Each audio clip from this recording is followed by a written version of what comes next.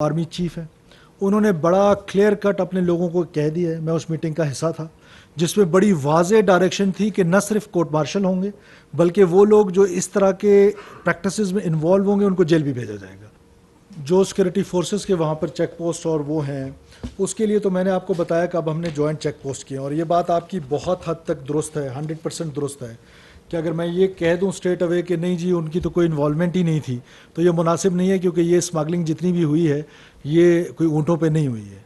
ये स्मगलिंग जो है वो ट्रकों पे हो रही थी और उसमें जो भी लोग थे, क्योंकि पाकिस्तान की फ़ौज के जो आर्मी चीफ हैं उन्होंने बड़ा क्लियर कट अपने लोगों को कह दिया है। मैं उस मीटिंग का हिस्सा था जिसमें बड़ी वाज़ेह डायरेक्शन थी कि न सिर्फ कोर्ट मार्शल होंगे बल्कि वो लोग जो इस तरह के प्रैक्टिसेस में इन्वॉल्व होंगे उनको जेल भी भेजा जाएगा। तो उनकी अकाउंटेबिलिटी जो है वो उसका, क्योंकि तरीक़ाकार वो पब्लिक होता नहीं है तो इसलिए हमारे नॉलेज में नहीं आता है, लेकिन फ़ौज की अपनी एक अकाउंटेबिलिटी है और वो अकाउंटेबिलिटी ना सिर्फ हमने यहाँ देखी, हमने 9 मई में भी देख ली है। उनकी अकाउंटेबिलिटी होती है। हमारे यहाँ जो वीकनेसेस हैं हमें उसको एड्रेस करने की ज़्यादा ज़रूरत है। सरदार हमीद न्यूज़ सर, ये बताइएगा कि मस्तों में जो एक वाक़या हुआ है जिसमें इंडियन लॉ की इन्वॉल्वमेंट सामने आई है, उसकी तहकीकात कहाँ पहुँची है? क्या मज़ीद कोई ऐसी शिकायत है? आपने देखिए, मैंने उस प्रेस कॉन्फ्रेंस में भी कहा था कि इस वाक़े की तहकीकात अभी हो रही है और उसको मीडिया में जिस तरह कहा गया, लेकिन मैंने ये कहा था कि उस वाक़े की हम तहकीकात करें। इससे पहले बलूचिस्तान में जितने वाक़यात हुए हैं, बड़े वाक़यात हुए हैं जिसमें बड़ी किलिंग्स हुई हैं, मैस किलिंग्स हुई हैं, जिसकी इन्वेस्टिगेशन कंप्लीट हो चुकी है, उसमें तमाम की इन्वॉल्वमेंट जो है वो रॉ की है। इसकी हम इन्वेस्टिगेशन कर रहे हैं। जब इसकी इन्वेस्टिगेशन कंप्लीट हो जाएगी तो यकीनन आपके साथ शेयर करेंगे कि इसके फैसिलिटेटर कौन थे, इसके सिंपथाइज़र कौन थे और ये कहाँ से टारगेट सेलेक्ट किया गया, वो सारी चीज़ें आपके साथ शेयर करेंगे। हाँ, एक बात ज़रूर मैं मस्तूम के हवाले से या टेररिज्म के हवाले से बताता चलूँ कि देखिए, हमारे यहाँ इम्पीचमेंट की जो पॉलिसी है उसने पाकिस्तान को, स्टेट को हमेशा नुकसान पहुँचाया है। ये वायलेंस का जो राइट है, वायलेंस की जो मोनोपली है वो स्टेट के पास रहेगी। वो वायलेंस की मोनोपली जो है वो किसी और को एक्सरसाइज नहीं करने दिया जाएगा, वो चाहे किसी किस्म का वायलेंस हो।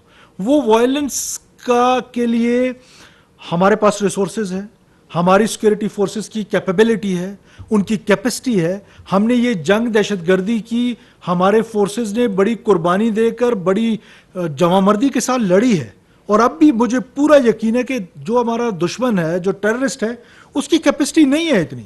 सिर्फ क्या है कि हमारे यहाँ इस लड़ाई को कौमी लड़ाई समझ के लड़ा नहीं जाता है।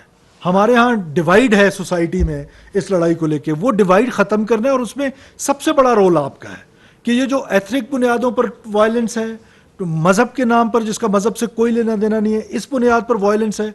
वायलेंस जो है वो किसी भी बुनियाद पर है, वो सिर्फ स्टेट ने एक्सरसाइज करनी है, किसी और ने एक्सरसाइज नहीं करनी है। और ये हमारा कंसेंसस है, इस पर ज़ीरो टॉलरेंस है और आप देखेंगे आने वाले दिनों में कि इंशाल्लाह ताला इसमें आपको वाज़े कमी नज़र आएगी। देखिए, जब हम एफर्ट करते हैं ना तो वो फिर उस एफर्ट के नतीजे में भी वो ज़्यादा से ज़्यादा हम पर अटैक करने लग जाते हैं। जब वो अनकंफर्टेबल फील करते हैं तो वो समझते हैं कि हम ये धमाके करके, हम मासूम लोगों का कत्लो गारत करके स्टेट ऑफ पाकिस्तान को बैकफुट पे ले जाएंगे। ये उनकी गलत फहमी है। हम बैकफुट पे जाने वाले नहीं हैं, हम फ्रंट फुट पे आएंगे। We will fight with you और हम इस रिजॉल्व के साथ फाइट करेंगे कि एक भी दहशतगर्द इस मुल्क में नहीं होगा और इस मुल्क में हम अपनी मर्जी से जिएंगे, हमारे कॉन्स्टिट्यूशन की मर्जी से हम जिएंगे। बंदूक के जोर पे अगर अपना कोई एजेंडा मुसलत करना चाहता है तो वो हम मुसलत करने नहीं देंगे। ये कॉन्स्टिट्यूशन जो है वो प्रिवेल करेगा, कोई और चीज प्रिवेल नहीं करेगी।